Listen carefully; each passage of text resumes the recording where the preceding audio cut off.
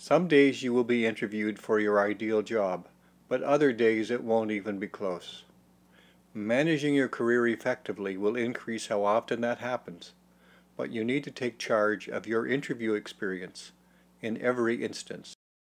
Even being interviewed for your dream job doesn't eliminate the need to be intentional in your response. The easiest and most appealing option is to tell them that this job is ideal. That's okay, but you need to explain clearly why that is true.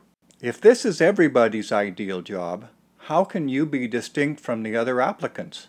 I'm going to suggest that you include each of these 4 factors as you clarify what is your ideal job. We'll look at each one in turn and encourage you to consider how each might impact various aspects of the position where you might actually thrive. In managing your career, you should be working towards providing more value to employers, either by adding skills, or changing positions, or even employers. Watch out for strengths that are a better fit for a more junior position. Proficiency with numbers is great for many jobs, but often not at the supervisor or manager level in the same department. The ability to complete assignments is almost always valuable, but you should make the link here to the benefits for the employer. Don't assume that it's obvious to them. Expressing preferences that won't be available in this position can lead to an awkward moment.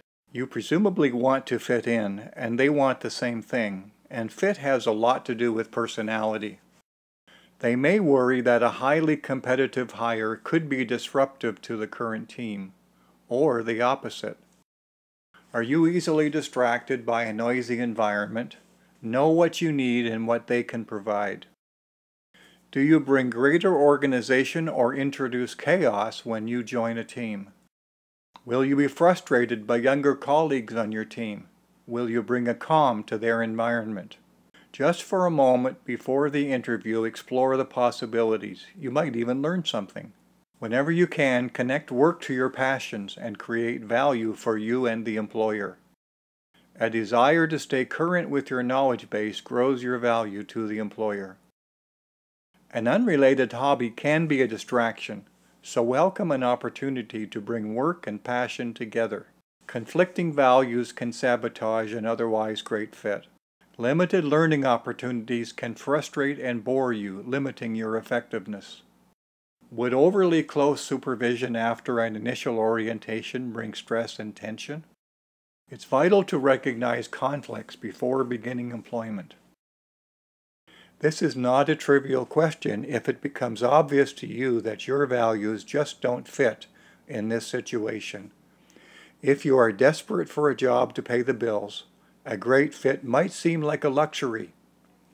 If nothing else seems possible, focus on what is good about this position and agree with yourself to set aside your other concerns until you can act appropriately. That's not selling out if you plan and take action to make yourself marketable for more appropriate positions in the future. Assuming naively that everything will automatically work out for the best sets you up for disappointment or worse. Here's one of the many benefits of thinking through this question before getting to the interview. You can calmly provide whatever response you decide serves you best. That's way better than grasping for an answer in front of 3 or 4 interviewers. I hope that the approach I have described is helpful for you as you prepare for what will probably be a series of job interviews over your lifetime. You'll find a blog post at danarmashaw.com that takes some of these ideas a little further. This is the 9th in a series of in-depth presentations on responding well to 50 common job interview questions. For a complete list of the 50 questions, see the 50 job interview questions presentation right here on YouTube. And visit danarmashaw.com for more resources on preparing for an interview.